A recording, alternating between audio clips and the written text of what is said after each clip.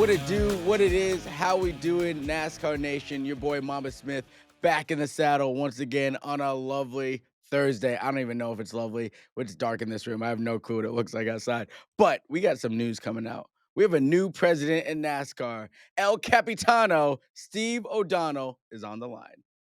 El Prez is in the house. Steve O'Donnell, NASCAR president. You're only the sixth person to hold this title is what I heard. That's man, congratulations, man. I appreciate it, Mom. Yeah, pretty surprising, but pretty cool also. So I know on Holler Talk, if everyone has been Oh seeing yeah, this Mike new. Ford's big hauler talk. Yeah, the biggest podcast in the NASCAR space has just landed. Holler Talk. You were the first guest on there. Everyone go check out Steve's episode because he talks about his life, growing up in Egypt and all these really cool things. But I want to talk a little bit. I want to start where we met, which was at the Yeah, NASCAR Diversity Combine. Like Steve, so it was like 2009. That was so. Where in your career in 2009 were you? '09. Probably working on touring series, kind of racing ops. So Yep. so for a while, I was working like all of our short tracks. Weekly racing tracks, touring, and then that had like the combine involved. Yep. And then on kind of the racing ops side of the business. Yeah. So when I met you, I didn't know nothing. I was just some kid from Vermont. Literally. Yep. Know nothing about it. I was just happy to be there. But after the combine, you were one of the people that always kept in touch, like year after year. And I always remember that. And I felt like our relationship always just kind of grew, even though I haven't been able to be around you much. Yep. That always was a connector and you've always kept in touch. And I've always really appreciated that. And that taught me that relationships in this sport were really the biggest thing, and I Yeah. gotta imagine that you agree with that. Yeah, to me that's it, right? That's you think about the passion of our fans, right? And they want to know everything that's going on in the sport. And when you see people want to get into the sport in any fashion, that passion, you had that. That was so evident of wanting to be a part of this sport in any way you can. You're still succeeding, which is awesome. But I Thank love you, to see sir. that, and I love to see kind of young people coming in. That's the next generation, right, of leaders in the sport, be it a driver, team owner, tracks. You never know. And one of the things I learned in the sport is also no one ever goes away. So you may think you're going to win some debate or some argument, but a year later you're probably going to be face to face with that person, and you're going to need to work together, right? So For sure. this.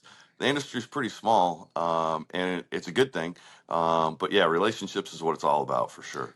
You talk about, growing in the sport and becoming the next leader. You've been here for I'm not trying to age you at all, I'm trying to No, give you I'm old. respect, okay? About 30 freaking years, man. Like, I saw that because someone tweeted it, and I was like, "Are you kidding me?" Like, I didn't realize it had been that long. So you started, like, basically in the trenches in, like, what, Yeah. '96? 96, Daytona 500. I was the hat guy in Victory Lane. So my first job, we used to have Bill Broderick. If anyone wants to go back and Google Bill, he was the Sunoco guy with the long mane, blonde hair, legend in the sport, right? And yeah, I was Victory Lane. I did kind of all the pre-race and post-race for 3 or 4 years. And then all the decals that were on the front of the car, my job was to go out and kind of sell those and see what we could do for the race teams all the way through from weekly series all the way up to cup. So saw a lot, and one of the cool things about that job is you're young, you're nervous, like you don't know what you're doing, but you get to meet everybody, right? Yeah. Everyone's in victory lane or everyone's at pre-race, so you quickly kind of find out, all right, if you're passionate about it, people are pretty good in the sport, right? They'll kind of take care of you and show you the ropes, and they did, thankfully, to me. And that was the first step. Yeah, and it was awesome. I loved it. I think I often tell people that this sport, this industry is one of the last ones that you can just make it off of pure grit and determination. Like you can find a pathway here because our industry really appreciates people that love it. Because you have to love it, Steve. Like Yep. you can't be one toe in. And I have that conversation all the time. This sport is for everybody, but it's not for anybody. You gotta love it or else it'll spit you back out. No, you gotta love it, and people spot it, right? People spot if you're not really into it, and the fans will call you out for sure. I've had my share of that, and that's okay because what I learned is you can't please everyone for sure, but at the end of the day, even folks that totally disagree with you, the fact that they're passionate about it and take the time to express, their opinion is awesome. And we've got the most passionate fans going, so they're going to tell you either way. And the industry too, right? Not everyone's Hmm. going to agree with you, but that's what makes it great. But you're right. You gotta be all in. The season, we got a long season, right? We travel a lot. You talk to people about that, and they're like, "Ah, woe is me," right? And I get it. People would do whatever they could to be part of the sport. Yep. But you got to keep that in mind that a lot of families involved in the business. That's a big deal. To see people traveling and then being home and balancing all that. But a lot of great people, which is what's kept me here. I think it's one of the things that people probably underestimate is, when I tell new fans or I'm explaining stuff at the racetrack, we all travel together. We all Yeah. live together for the most part. Yep. A few folks in Daytona, right? But our kids go to the same schools. We get lunch at the same places. Yep. Your wife is working with this person's husband. Like it's very close. So whenever anyone needs help, it's always there. And that's one thing about this industry that I love so much. I agree. We talk probably too much sometimes about it being a family, right? I mean, because there's a lot of rivalries, and we Hmm. get that. And the good thing is you see each other every week, so you are a family. The bad thing is you see each other every week, so there's some rivalries, right, that happen, and people get bent out of shape sometimes. That's okay. That's what keeps it going. And I think it's each and every week you never know what's going to happen at the racetrack. You never know what's going to happen off the racetrack, but at the end of the day, you can all sit down and have a beer, have a meal, whatever you want, and just talk about life and talk about your shared passion of the sport. I can't agree more. So you're new president. They always talk about the first 100 days. Yep. What are your goals for the first 100 days? What do you hope to achieve? Yeah, I think the good news, Mama, is we've got a lot of great things coming up in the next 100 days. You got the in season tournament. You've got some cool documentaries coming out with Earnhardt and Garage 56, and the production studio. What you're doing is at another level for the sport, right? We have never had more people pushing content for the sport. Some Yeah. cool areas that you can get in. So my job is really to let people do their jobs and let people know where they can find all of the cool things about the sport. And I think at the end of the day, I always go back to if you're winning at the short tracks, you're going to be winning on Sundays. So how are we connected to the fans who are going to the local tracks, to the drivers? Those are the most passionate people we have. So we got to continue to not only win them back, we're seeing that more and more, but getting back to our roots. Bowman Gray was awesome. Oh my You can God, it see the was so fans, right? cool. They understand the sport, right? They're passionate about what's happening. We got to see that each and every week. And so we've got a lot of new fans coming in, teach them what's happening, bring them along, but also really make sure that we're bringing along the fans who got us where we were. And that's the short tracks and really reconnecting with a lot of those fans. That's Yeah, going to be key for us. yeah, I think that is such a huge part, and I think a lot of people would are gonna appreciate hearing that. There's a big emphasis on the short tracks. We see North Wilkesboro, and Yep. now they just announced the Cars Tour is gonna Yep. be on FS1. I think that's gonna open up a lot of eyes, and hopefully a lot of brands like, oh my god, like grassroots is as important as the Cup Series. Absolutely. That's where your future drivers, owners, crew chief. You go around the garage area, right? And we always just talk about the drivers, but if you look on the pit boxes and the crews, people in the industry, where did they come from? A lot of them came from the short tracks, or at least had some experience there, right? At some point in their lives, that touched where they were, and I think that's awesome because by going through and spending some time at the short tracks, you can see the passion of the fans. And you may not have the Denny Hamlins and the Kevin Harvicks racing, right? But you've got the local hero, and you can see that passion from the fans who go in each and every week and they follow their favorite driver and maybe have for 20, 30 years. That passion we got to have all the way through all of our series, and we're getting there. We've kind of refocused those efforts on our touring series and weekly. And that pays off, when you Mhm. look at the up and coming drivers, because we got a lot of new young guys out there racing. Yeah, I think, you look at, like, a Josh Berry, Yeah.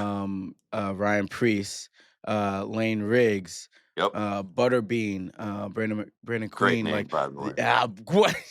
Great name. Like, remember I'm about to go on Austin's gonna hate me for this, but I'm about to go off on a tangent. Do you remember when we had all the names like Fireball Roberts and all those guys? That's part of it. We need We to get back to a little we bit of need to that, get right? back to those Yeah. nicknames. We Yep. need, like, a committee for nicknames. What do maybe I can head that up. Maybe I can I head love that up. that. I love that. I nominate you for sure. That's awesome.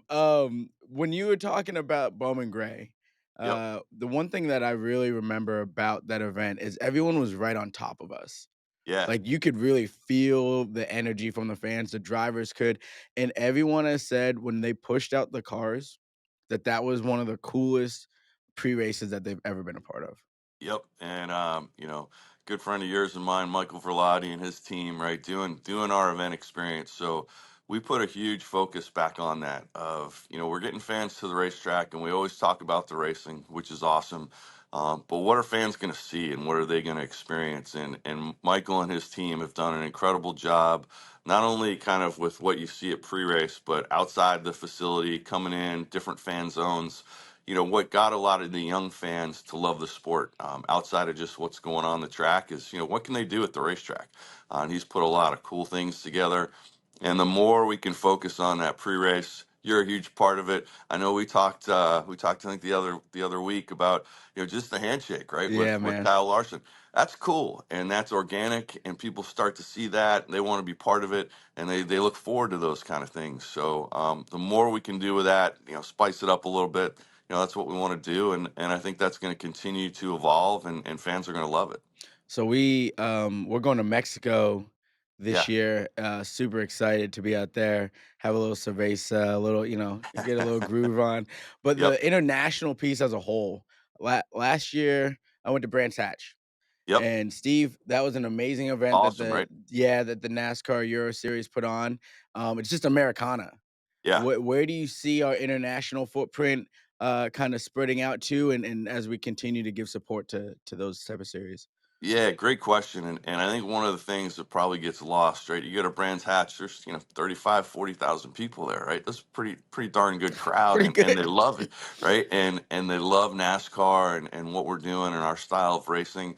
It's the same in Mexico. If you go to some of the short track races that we've got, great crowds. Brazil, same thing now with the Mhm. passion that we're seeing in the fans, and then Canada. And so our goal is we don't want to just take a race and leave the country. We want to kind of build our style of racing and different series in each country. So, you're seeing that in Mexico, build it up, bring a race. Maybe Canada would be nice. And then, I'm going to go down to Brazil, I think, next month, and just check out what they're doing with their series. They've got huge crowds as well, incredibly passionate fans who love motorsports. So, I think the more we can get our style of racing and our brand in front of people, the more they're going to like it, and the sport's going to grow. I fully agree. I got 2 questions real quick Yep. for you. And, one is we're coming off of, Martinsville, a lot of talk about the Xfinity series and Yeah. how that race kinda went. A lot of folks didn't really love it, especially the drivers, Yep. on how the etiquette is. I had thought that when we took out the cup guys really from being able to race week in and week out, it's more of a ripple effect now because those guys held the drivers held each other accountable. Is there a world where we would be able to see Cup guys back in the Xfinity series and Truck series on a more consistent basis, or do you think we're going to stay kind of where we're at? That's a really good question. Haven't thought as much about that as I have kind of what we're doing post race, right? So I Hmm. would agree with you and the discussion around the Xfinity drivers and what happened there. So Elton and John Probst are getting together with those that were involved, one on one this weekend, and then there's going to be a full meeting with all the drivers, Yep. just about what's happening and what's going on. That could lead potentially to who's racing and what's happening. But you're right. The respect factor has gone away in terms of what happened, particularly at that race. We're built on kind of beating and banging, but not that, right? And so there's a line. It's always tough to find. But I think you're going to see us be, as aggressive as we can be. But the ultimate goal for NASCAR is you don't want to hear from us. If you don't hear from us, right, it's good. That's yeah, But that's a fine line because you got to be able to jump in and make a call when it's needed. So I think you'll see us make some adjustments with the discussions we're going to have this weekend. And then that's something to look at for those series as we go forward. A lot of new drivers coming up. Should we allow more in those series? I think that's something we got to kick around. for sure. And real quick, what is one thing about Steve O'Donnell that most people wouldn't know? Oh man, one thing they wouldn't know. Hmm. I think I would just go back to the random part because I brought it up with Ford, but just the living in Egypt is It's still the crazy. one, right? It's still like what? Where the heck did that come from? That's And random. my kids think I was in the CIA, right? They're still like I don't get it. What happened here? And I was like, nah, my parents were teachers. Get over it. But that's probably it. I don't That's know. pretty I didn't I Yeah, really didn't know that until that came yeah. out on the show, so No, and I I love think it. just from that, I travel all the time with my job, but I love to travel. Like if there's a free weekend and I could get over to someplace new in the world that I haven't seen, that's probably one of it. I'd love to get there and just get lost, not do the I touristy thing, but just be part of the culture. I love it, man. Steve, thank you so much, brother. I'm so happy for you and all your success and looking forward to seeing where you lead us to next, El Capitan. Appreciate you, buddy, and looking forward to seeing you continue to grow as well, man. I'll see you soon. Man, I love that guy. He's like your favorite uncle. You know what I mean? Make sure you go check out Holler Talk and Steve O'Donnell's episode. A lot of good insight. You never know where you're gonna meet him or where you're gonna see him. So if you do, make sure you grab him and get a couple minutes. That's all for us this week. Thank you so much. Peace.